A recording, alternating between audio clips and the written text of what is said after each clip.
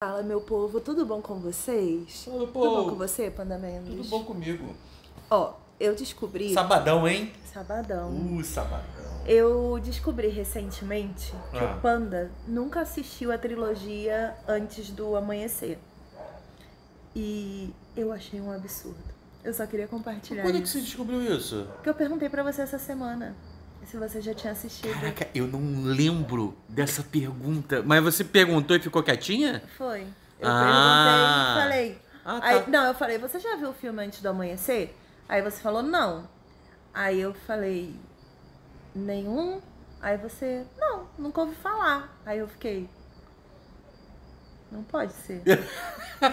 Eu não posso estar casada há 12 anos com uma pessoa que nunca viu Antes do Amanhecer, Antes do Pôr do Sol e Antes da Meia-Noite. Não tem como. E como é um romance que mistura um pouquinho de filosofia, traz umas reflexões assim muito legais, pensei, e se a gente fizesse um vlogzinho, nosso Maratá Vlog, assistindo aos filmes, pro Panda ir comentando o que ele acha e o que ele entende de cada filme. Então bora. Bora lá. Eu acabei de ver aqui que os 2 primeiros filmes estão na HBO Max.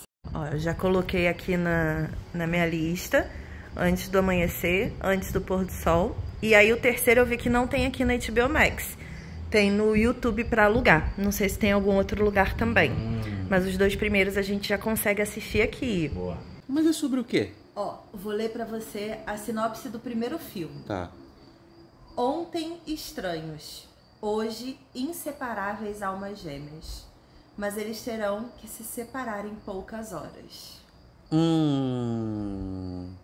Não tinha um filme meio medieval que dois amantes, dois apaixonados, que um cara se transformava em lobo e a mulher se transformava em coruja ou falcão, sei lá. Que aí durante o dia ele estava transformado em homem e à noite em lobo. E aí durante a noite ela se transformava em falcão ou coruja e durante o dia ela estava como mulher. Nossa, e eles não nunca ouvi conseguiam se falar. encontrar. Nunca ouvi falar. Quando você leu essa sinopse, eu lembrei desse Você filme. lembrou disso? É, porque aí eles só conseguiam se encontrar pertinho ali do crepúsculo. Será? E aí eles se encontravam por aquele microsegundo, eles se viam e aí se transformavam no animal e não conseguia dava ficar mais. juntos. Enfim, vamos dar play pra você assistir Antes do Amanhecer. Filme de 1995, Panda Mendes. Éramos criancinhas nessa época. Era criancinha. Mas eu já queria deixar a dúvida aí pra galera. E se a gente fizesse momentos assim com filmes clássicos antigos? Ah, legal. O que vocês acham? Seria legal se eles comentassem aí quais filmes a gente poderia ver. Boa, comenta aqui então. Tenta sair da caixinha. Enquanto a gente... É. Porque, tipo, Matrix, Senhor dos Anéis, Harry Potter, tudo isso já tem aqui no canal. Sabe um reassistir. que eu quero muito ver? Ah. Filmes de professores.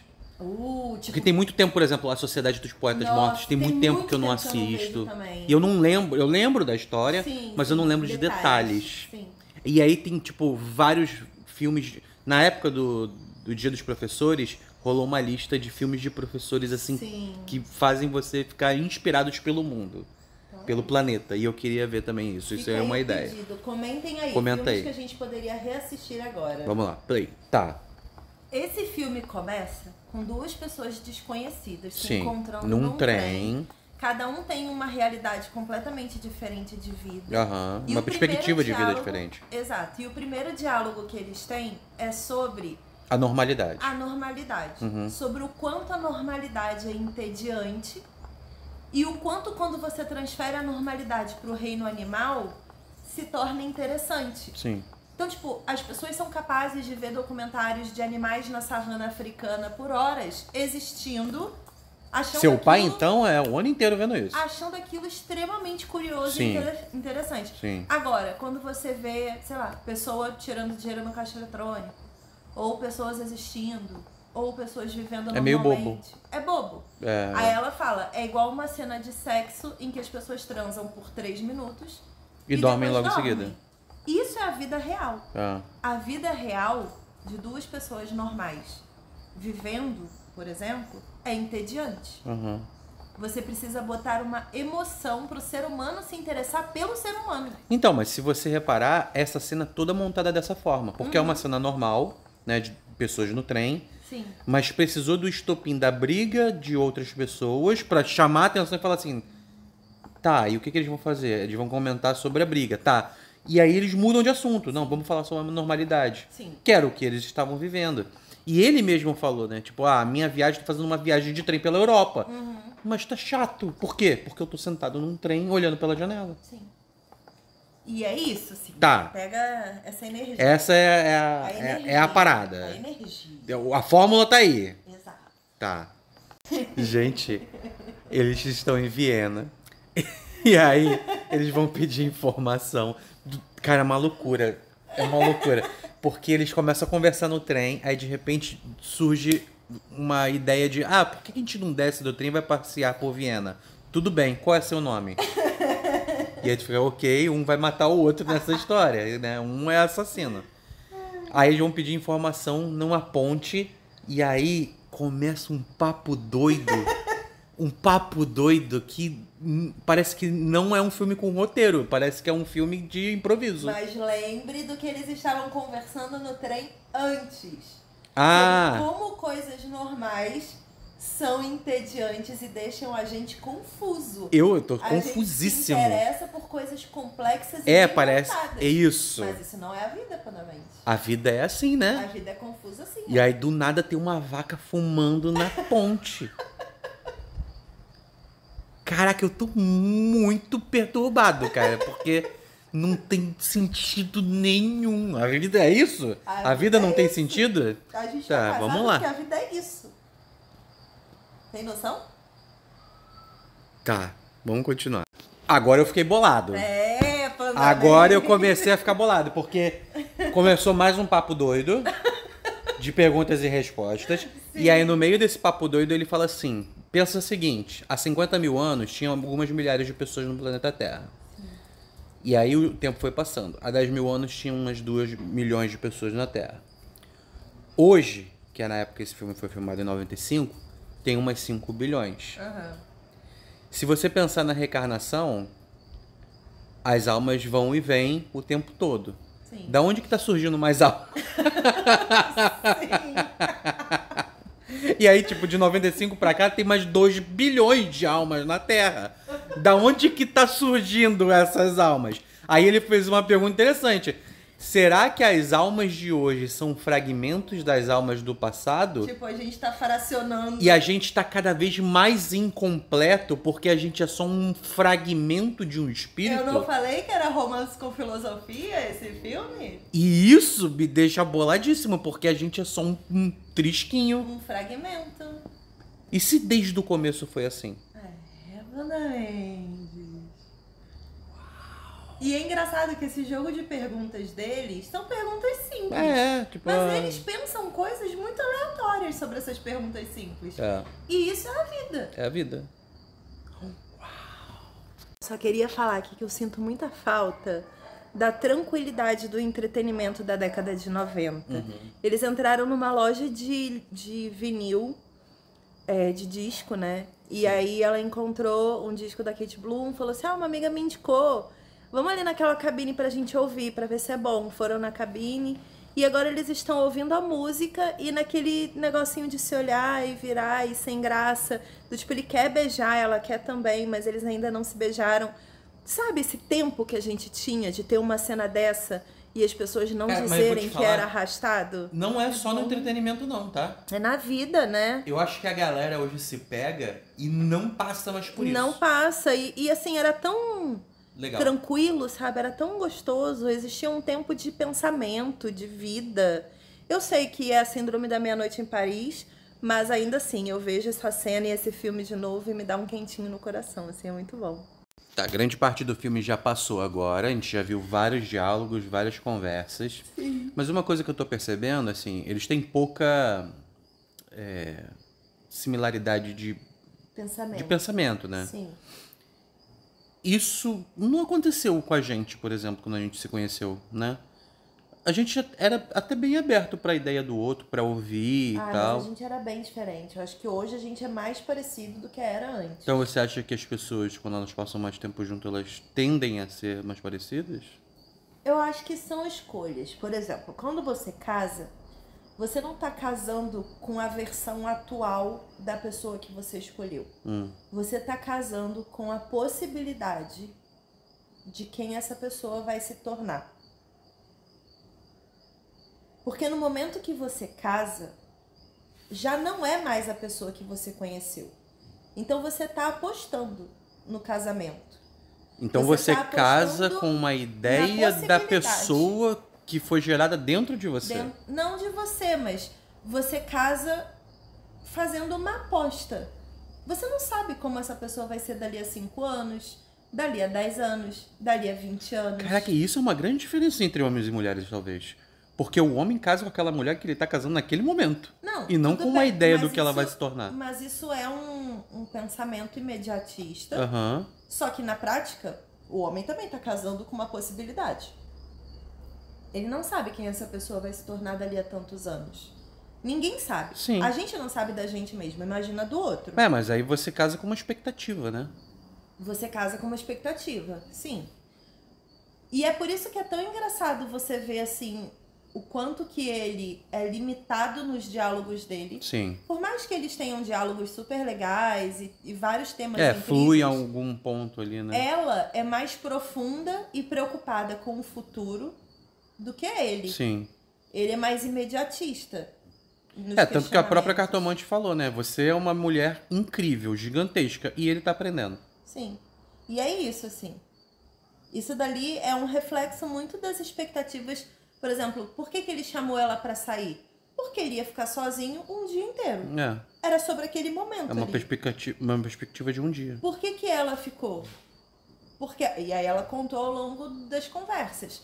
Ela acabou de sair de um relacionamento que fazia muito mal a ela. Ela não tem absolutamente nada a perder, além de testar as possibilidades dela e ver qual é. Ela tá vivendo coisas, né? É sobre a vida e não sobre aquele dia. Pra ele é sobre aquele dia. Mas eu acho muito bonito, assim, como esse filme traz esse conceito de que você... E é mais bem descrito, assim, do que todas os outros romances, assim. De que quando você conversa com alguém, existe uma parte sua, e é o início do diálogo, né? Em que No todos trem, né? falam... no trem. De que todos falam coisas certas. Uhum. E aí você vai ver que de acordo com o que as conversas vão passando, e eles vão ganhando intimidade, e o tempo vai passando, os conflitos começam a aparecer. As rusguinhas, né? E eles continuam ignorando. Tem coisa que, tipo, vamos só parar de falar sobre isso. É uma questão. E sempre vai ser. Eles pensam diferente. Exato.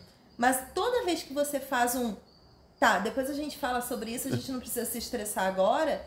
Você tá postergando para talvez ter essa mesma conversa com uma outra versão dessa mesma pessoa Com lá na mais frente. peso, né? Talvez menos tolerante, talvez mais decidida a mudar tudo da noite pro dia. Total.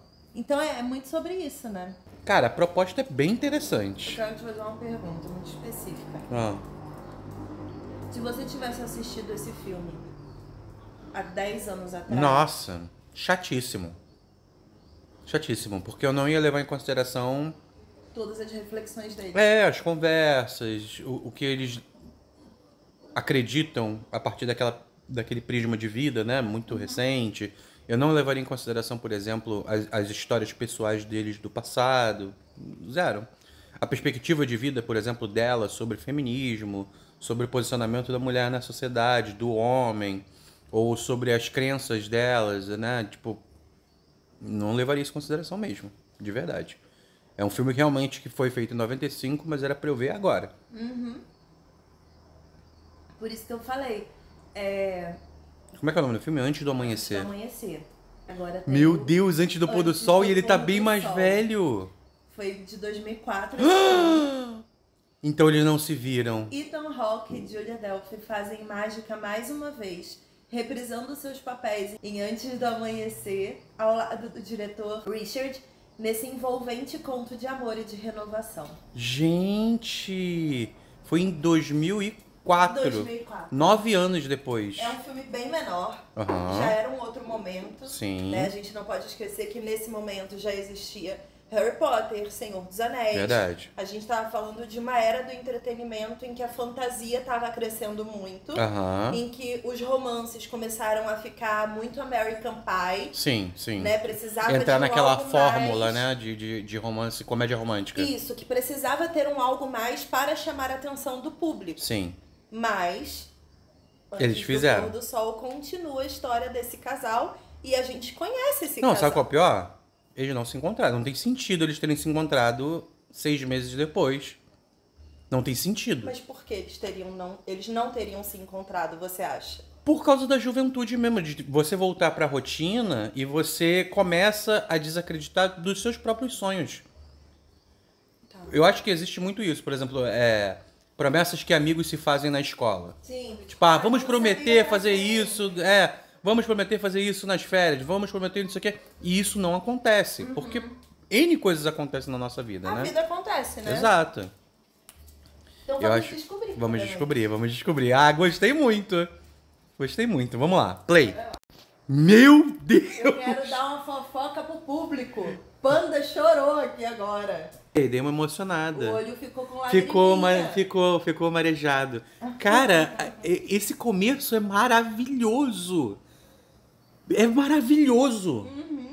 A descrição dele. Cara, é linda, né? só esse começo já valeu pelo primeiro filme. Qualquer espera, qualquer demora. Existe uma evolução narrativa em, sei lá, 5 minutos de filme tão bonita. É. Gente, que preciosidade! Como é uma que eu tô esse poesia. tempo todo sem viver isso, gente? Você não tava pronto ainda. Meu Deus, que lindo! muito lindo. Vocês precisam assistir, gente, antes do pôr do sol, mas você precisa assistir antes Tem que do parecer, amanhecer. senão não emociona nada. Não, zero. Gente, que coisa É linda! lindo demais. E eles se encontram de novo e a gente não sabe a verdade. Nesse momento você é o gato de coisa lá. Eu sou o gato de Schrödinger. É isso. Nossa, sabia que tem uma galera que não fala Schrödinger? Eu também não falo, não. Você Eu fala não o quê? Eu falo de coisa. Eu falo gato da caixa. Não, tem, às vezes você inventa uma língua Eu falo nova. xoxó. É, Schrödinger. Ai, eu tô fascinado. Tô fascinado. Eu nunca gostei do Ethan Hawke. Não? Nunca. Sei, tem alguma coisa Então, no jeito existe dele toda falar. uma geração que gosta dele por causa desse filme. Talvez eu nunca gostei, porque eu nunca. Nunca tinha visto. Nesse filme ele entregou tudo. É Dessa verdade. história ele entregou. Vamos ver, porque eu tô adorando até agora. Gente, o segundo filme é muito melhor que o primeiro. Porque eles têm a nossa idade. É. E aí, o diálogo, o humor, É tudo diferente. é diferente. O ritmo das conversas não é mais sobre a reflexão do primeiro filme, né? Sobre a monotonia da vida real. Ponto, né? Então, o roteiro tá bem trabalhado pra ser atrativo. É. E é isso que você falou, tipo, é outra época e tinha muita coisa chamando a É mais atenção nessa dinâmico, época. né? Mais... Só Bora que, lá. pra quem assistiu o primeiro filme, a maturidade dos personagens nesse ponto deixa tudo muito melhor. É. Tu vê que ela tá menos lerdinha, assim. É. Ela era mais lerdinha no primeiro, né? Agora ela tá do tipo, não, mentira, você não fez isso. Tá tipo, mas vamos conversar, sabe? Cara, muito e assim, legal. o desenrolar da história da grande interrogação do primeiro filme, eu não vou falar porque eu quero que as pessoas assistam. Então, a grande interrogação do primeiro filme e já é respondida logo, de cara, assim. pra não ficar nesse suspense. É. E assim, é bem óbvio, tanto que acontece um negocinho ali do diálogo e eu meio que adivinhei. Mas ele já solta a informação. Já foi. E, cara, eles começam a contar sobre o que eles passaram, como eles imaginavam aquela situação. Nossa, que maravilhoso, cara. Bom, eu tenho uma pergunta aqui pra fazer sobre o diálogo que eles estão tendo no café. Eles estão conversando sobre consumo, sobre expectativas, sobre como eles são jogados de um lado para outro. E aí o cara fala assim, ele acredita que o desejo é o combustível da vida. Uhum. O que você achou dessa frase? O que eu acho? Levando em consideração que tudo que você faz é porque você sente vontade de algo. Sim. E essa tudo vontade, que você não faz também. quando é racionalizada, ela se transforma em desejo. Sim. Mas eu acho que ter e não ter vontade é um desejo. A ausência da vontade também é um desejo. A ausência da vontade, mas tem como a gente não ter vontade? Tem. Não querer nada não é um sintoma de depressão? É o que tá ali na tela. E o quão motivado você fica dentro do pensamento cíclico de que você não quer nada. Caraca, o pensamento verdade. incapacitante é tão poderoso quanto o pensamento excitante. Não é à toa que as pessoas colocam depressão de um lado e ansiedade do outro. É como se fossem extremos, né? Sim. Desejos extremos de coisas completamente opostas. É porque assim, a gente pensa no desejo como algo facilmente realizável, né? Sim. Mas aí, grande ideia do desejo é não ser facilmente realizável. Sim. Tipo, é você ter falta de alguma coisa e desejar que aquela coisa não fizesse falta. E aí aquilo te move para você acertar algum problema. Mas a gente vive hoje numa sociedade que é tão fácil resolver os nossos desejos, né? Tão fácil a gente correr atrás e começar a ter as coisas que a gente gostaria de ter. A TV apagou. Que aí, de repente, a gente começa a ter tanta facilidade de coisas. Quando a gente não quer mais as coisas e tá tudo ao nosso redor, eu acho que gera esse sintoma de depressão. É de você ter acesso e você não quer nada. E aí você começa a pensar, tipo, pô, mas será que eu tô errado? Mas vou te dizer que isso é mais ou menos a vida de uma rede social. Se você parar pra analisar. Quando o Orkut foi criado, e aí depois o Facebook... A ideia era unir as pessoas, né? Não, mas todas as novidades que foram aparecendo nas redes sociais foram gerando estímulos de comunicação. Sim. Né? As pessoas falaram, nossa, agora a gente tem conhecimento de tudo em tempo real, agora a gente consegue ver o que as pessoas estão fazendo, acompanhar uma viagem de alguém que está de férias. E aí chegou um ponto que era tanto estímulo acontecendo ao mesmo tempo que muitas pessoas começaram a sair dali. O estímulo se tornou tão sufocante quanto a ausência de informação. Sim. E hoje você tem pessoas que vivem completamente fora de redes sociais, pessoas que vivem ainda completamente mergulhadas em redes sociais e pessoas que têm um tempo adequado de utilização.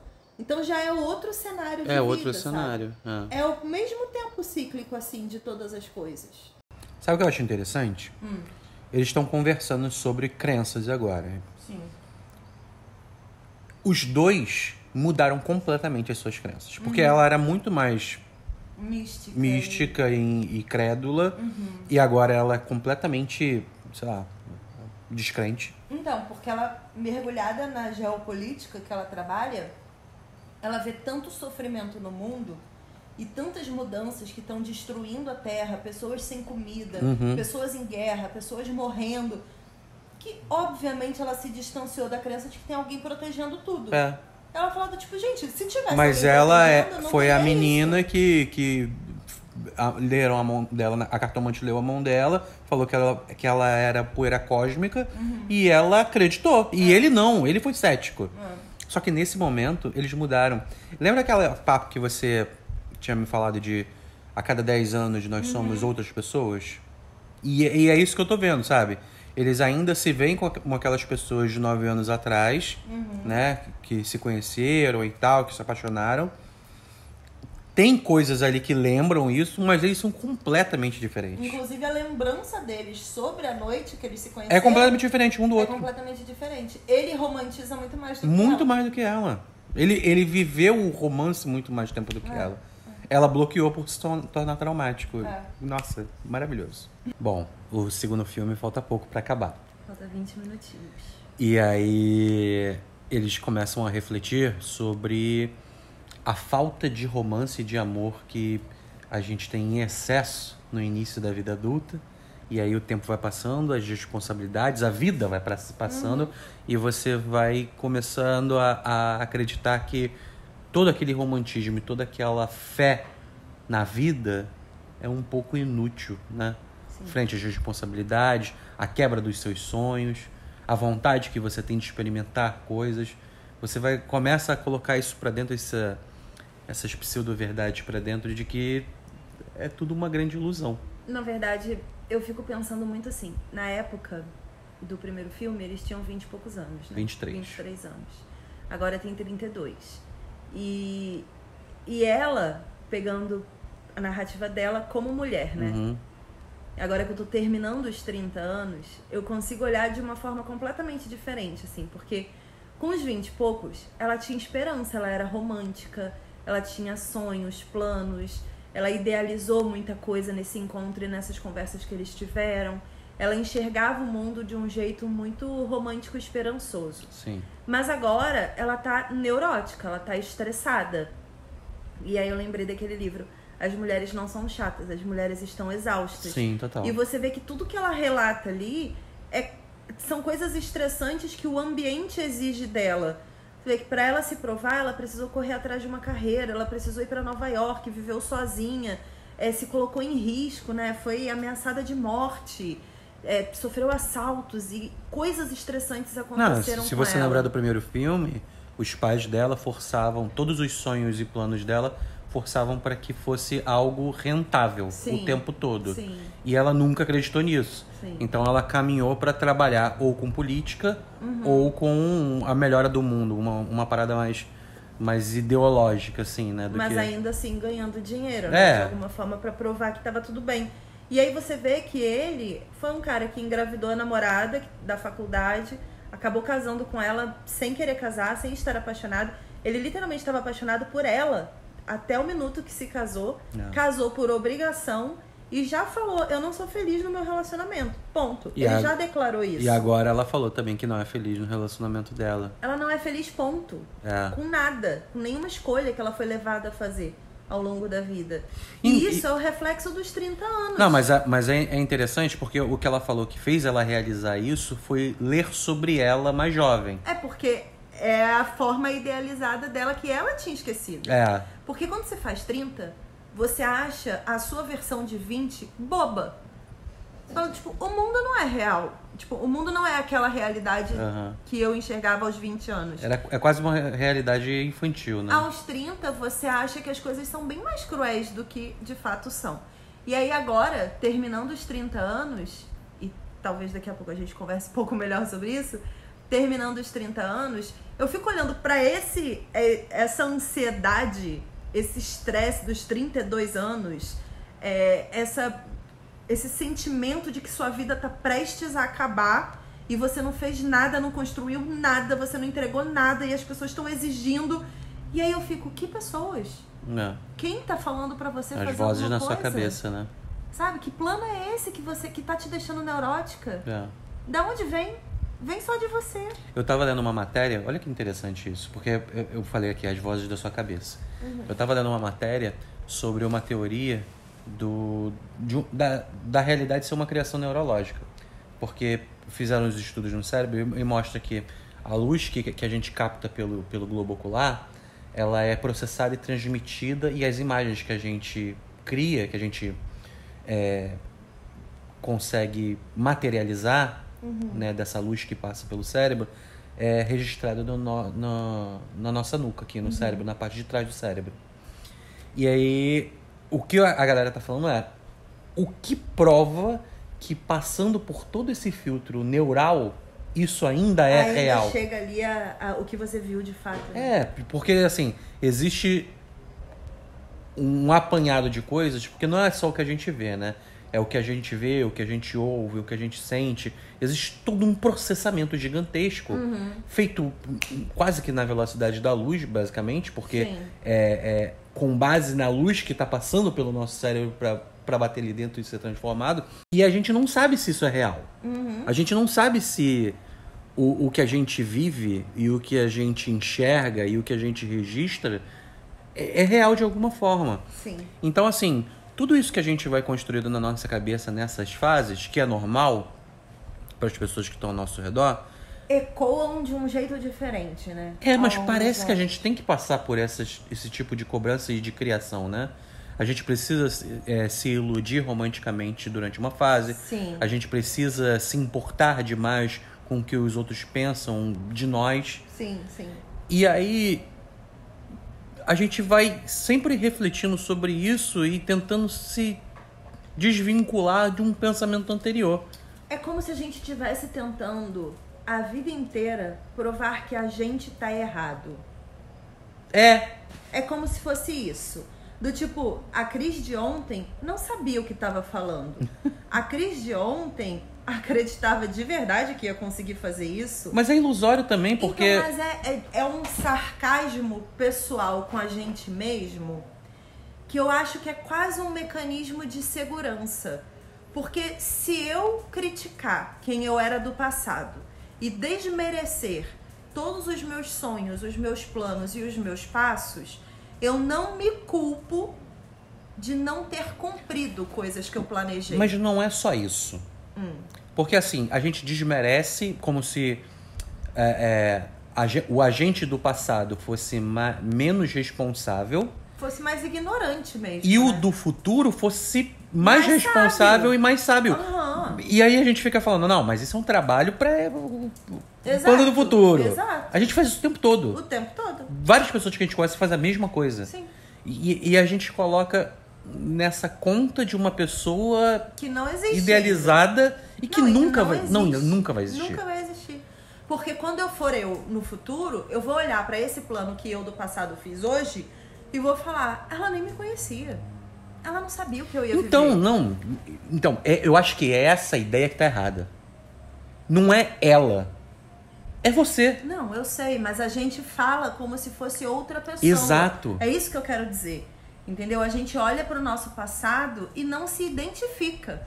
Por quê? Todos os planos que a gente faz hoje, por exemplo, para os nossos próximos 10 anos de vida, eles não dependem só da gente. O mundo está acontecendo ao longo desse período. Mas é o mesmo caso da expectativa criada pelo relacionamento. Sim, exatamente. Aí tu imagina, por isso que eu falo que a cada 10 anos a gente se torna uma pessoa diferente. E a cada 10 anos a gente precisa olhar para a pessoa que tá com a gente dentro do relacionamento e realizar falar, que é diferente. Essa pessoa agora ama essa pessoa que tá aqui, porque talvez você ame a pessoa de 10 anos atrás e não a de agora.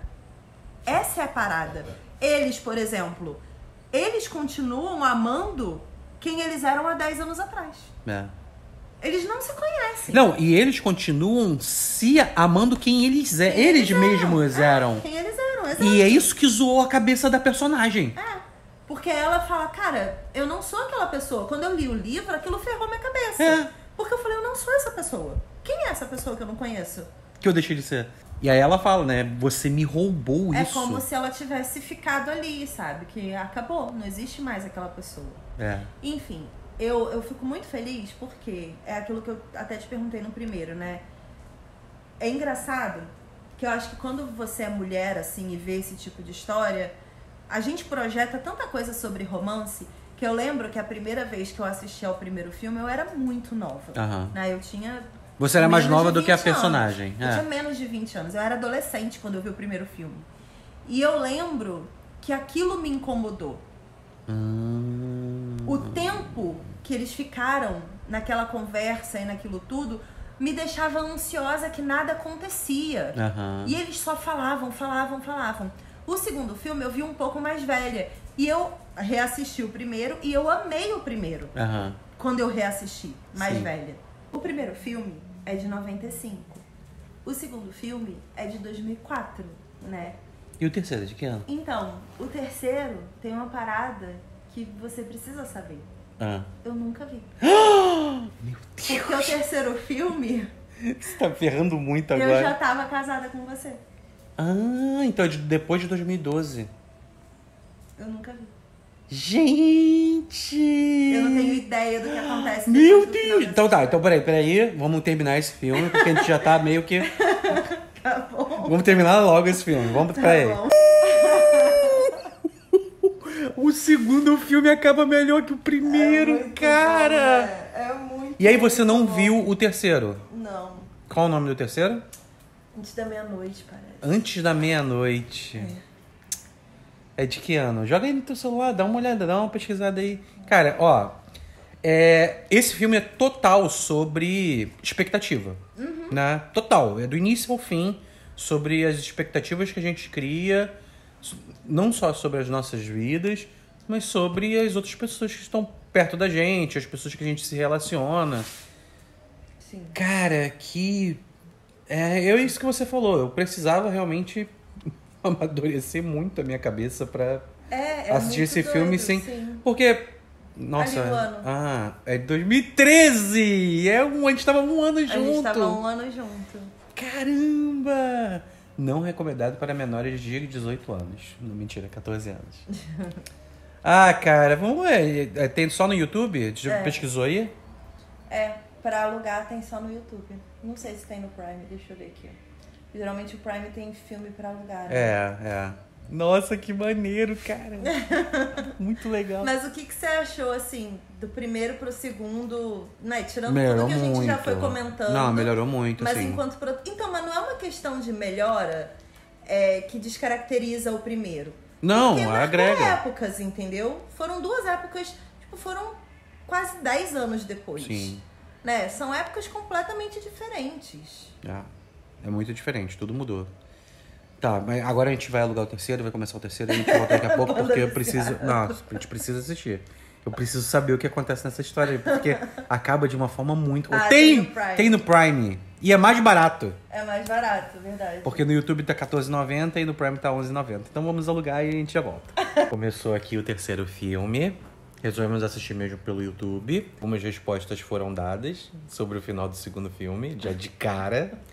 Pelo menos a gente acha que existem respostas, né? A gente já tá presumindo coisas com a primeira cena. Mas eu acho que de cara é sobre responsabilidade das escolhas que você faz na vida. E eu acho que também pode ser sobre idealização, né? Enfim, tem mais tempo, né? Já se passaram alguns anos, assim. Dá pra ver que se passaram alguns anos. Então, eles estão lidando provavelmente com escolhas... Não sei. Mas aí, olha o que me faz pensar, né? O primeiro se chama Antes do Amanhecer. Sim. Porque eles precisavam se separar antes do amanhecer. Assim que amanhecer, eles iriam viver a vida deles Sim. num sonho acordado e aí amanheceria e a realidade voltaria. O segundo é antes do pôr do sol. Antes do pôr do sol. Porque ele tem uma viagem pra fazer, né? De retorno para os Estados Unidos. E ele precisa ir pro aeroporto antes do pôr do sol. Isso. Esse se chama Antes da Meia-Noite. O que você acha que vai acontecer meia-noite?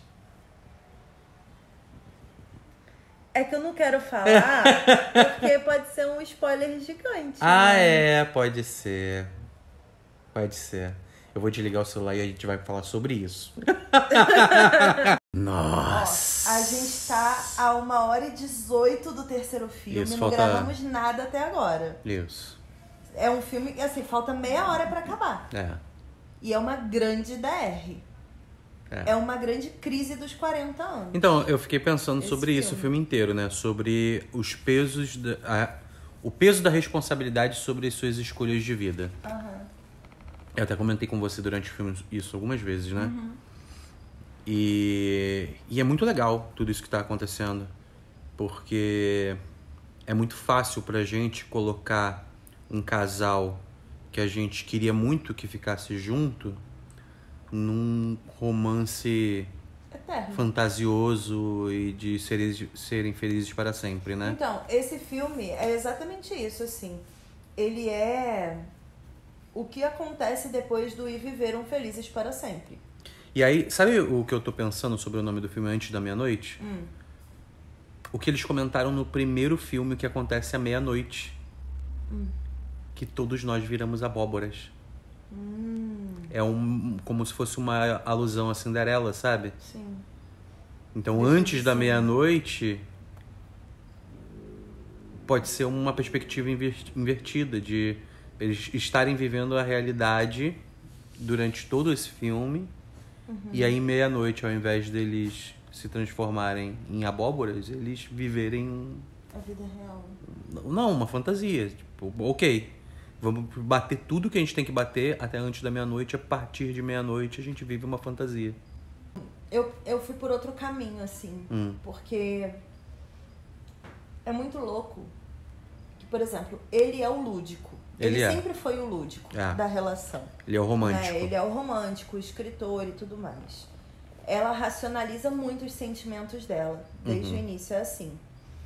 E nesse momento, tipo, ela já falou algumas vezes, né, que no primeiro sexo que eles fizeram, e aí agora vamos falar mesmo com o spoiler, quem chegou até aqui já viu tudo, né? O primeiro sexo que eles se fizeram... conseguiram resistir de ver o filme até esse ponto, cara... Agora já era. O primeiro sexo que eles fizeram, que foi o do final do segundo filme... Não, final do primeiro. Final do segundo, de quando ele decidiu ficar. Ah, tá.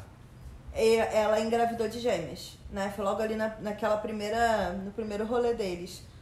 Quando você pensa nisso e pensa tudo que ela estava planejando para a vida dela, né? Naquele ponto da história, tipo, ela era uma mulher bem-sucedida, que vivia viajando, que, enfim, era uma ativista que atuava no mundo inteiro, assim, extremamente livre, sem ter vínculo de nada, assim.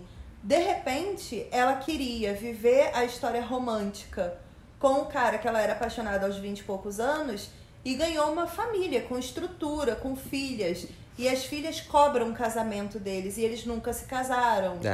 Ela ainda chama a ex-mulher dele de esposa dele, que é com quem ele foi casado de verdade. É verdade, ela chama de esposa. Ela não virou a chave.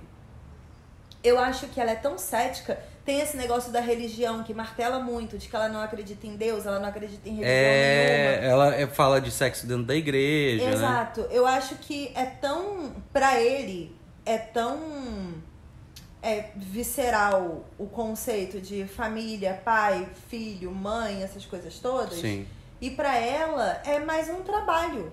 Se tornou mais um trabalho. A vida de mulher dela é mais um trabalho, mais um né? trabalho. Ela se coloca dessa forma. Tanto que quando ela fala do filho dele, tipo, a relação dela com o filho dele é muito mais presente do que a dele. E ele fica com ciúme, né? Ele tem um certo ciúme, mas ela fala do tipo, se a gente vai se mudar pra lá, pra Chicago, tem que valer a pena. Tem que ser uma coisa que faça sentido, senão não vale a pena. E foi ele que pediu a conversa racional, né? E ela foi certeira, assim, ó. E aí é aquilo, ela tá errada? Não tá. Mas ela não consegue ser maleável dentro da relação. Porque ela é a cética da relação. Ele que é o romântico. E as filhas são românticas, né? Olham pros dois, todo mundo. E você vê como incomoda ela. Tipo, a recepcionista do hotel falando que ela é a... E ela não tem orgulho de dizer que é ela. Não. Ela não é nada romântica. Nada, assim. Ou já foi um dia e perdeu, ou nunca foi. Então, mas é a reflexão do segundo filme. Porque ela acredita isso. Que a menina romântica do primeiro filme... ficou no passado. Ele roubou. Ele roubou e botou dentro de um livro. A personagem que ele retratou é todo o romance que ela possuía. Eu acho que eles vão casar. Em 10 minutos, em 20 minutos. Ai, que legal! Eu acho que ela... o terceiro filme se passa na Grécia. Então cada filme se passa num país. E é lindo. A Grécia é linda. É linda demais. A Grécia é muito melhor do que todos os outros. Não, todos são ótimos. Eu queria muito ir na livraria do segundo filme. Eu sei que você queria ir na livraria do segundo filme. Isso, eu queria, mas eu queria estar na Grécia. Fim do terceiro filme. E aí? É a vida real, né? Mas tudo é a vida real. Em todas as suas fases. Eu acho que aos 20 anos a gente acredita que tem tempo pra tudo. Você vê, né? É uma grande aventura, né? As nossas decisões. Eles tiveram um dia inteiro e uma noite inteira sem compromisso nenhum, conversando, rindo, teorizando sobre a vida, o universo e tudo mais. Completamente livres. Beberam em vários lugares diferentes. Pediram bebida de graça num bar. Não tinham dinheiro, né? Foi, assim, uma experiência, uma aventura. Aos 30 anos, eles se reencontraram pra falar dos problemas. Com as suas carreiras já meio que formatadinhas. Mas eram problemas de expectativa versus realidade. Total. Tipo, pô, tudo que eu planejei nos últimos 10 anos da minha vida não se realizou da forma que eu queria. Olha que louco. E aí conversaram sobre isso. E ali eles começaram a viver de fato uma vida juntos. E aí eu acho que aos 40, que é o que, né, eles os dois passaram ali, eles começam a recalcular a rota com a sensação de que tá acabando. Por exemplo, ela tem a sensação de que os últimos anos da vida dela, ela não existiu. Porque que ela viveu em função. Ela viveu em função das filhas. Só que, tipo, ela acabou de receber uma proposta de trabalho muito boa. Isso significa que ela foi produtiva profissionalmente. Mas é o que ele fala. Recebido. Ainda assim, essa perspectiva é uma vida em função. Porque não foi em função dela mesma. Tanto que ela começa o filme falando, cara, o projeto que eu estou fazendo foi cancelado. E não serviu pra nada. Sim. E aí ele fala, cara, mas eles podem fazer isso? E ela falou, já fizeram. E aí agora eu tenho que partir pra outra.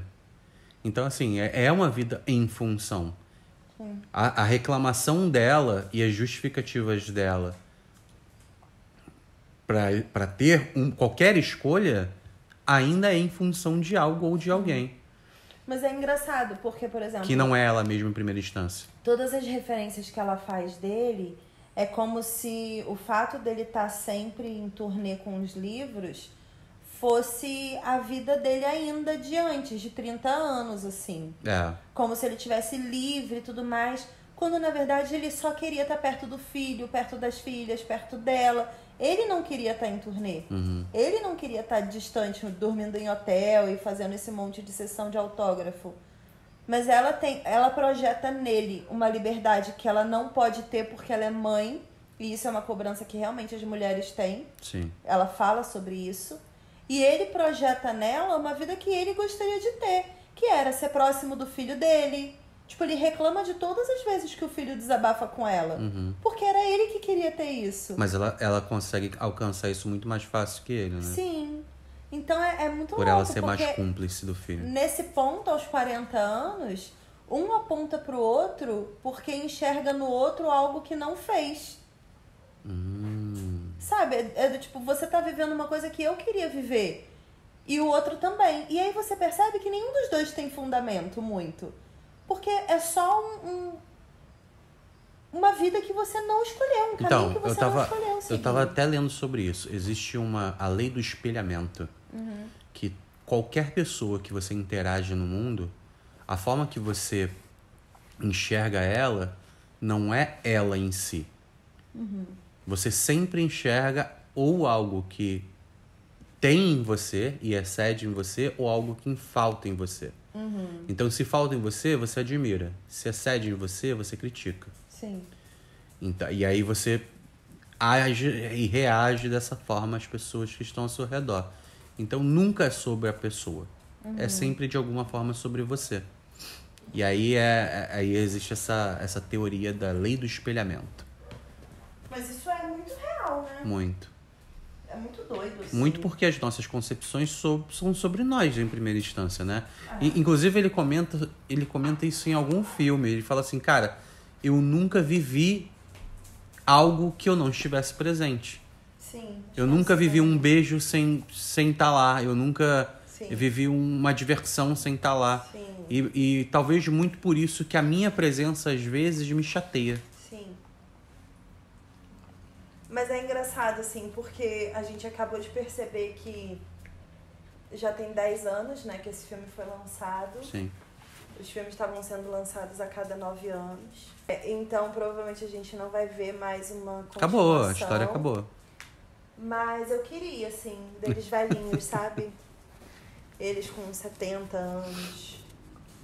Queria de verdade, assim, com uma visão mais do futuro mesmo, de como eles eram bobos, sabe? Esse negócio de como eles eram ansiosos, bobos, que é o que as pessoas da terceira idade geralmente falam. Então, eles conseguem trazer um pouco dessa discussão nesse almoço. Final. Com a senhorinha que é viúva.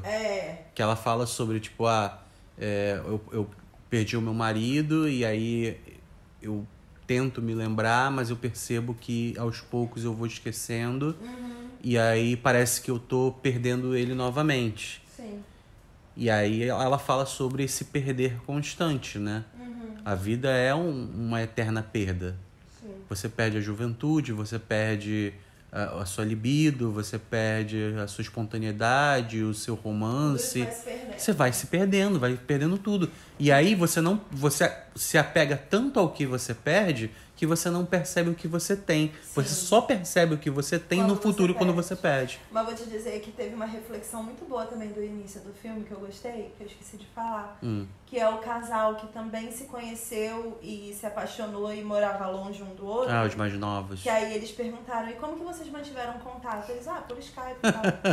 Tudo certo. E eles ficaram com uma cara do tipo, caraca, na nossa época, a gente ficou 9 anos sem se ver. Sem ter sem ideia se falar, do outro. sabe? E eles só se encontraram porque o cara lançou um livro. É. Se ele nunca tivesse escrito essa história, eles nunca teriam se encontrado. E ele só lançou um livro para encontrar. Para encontrar, é muito...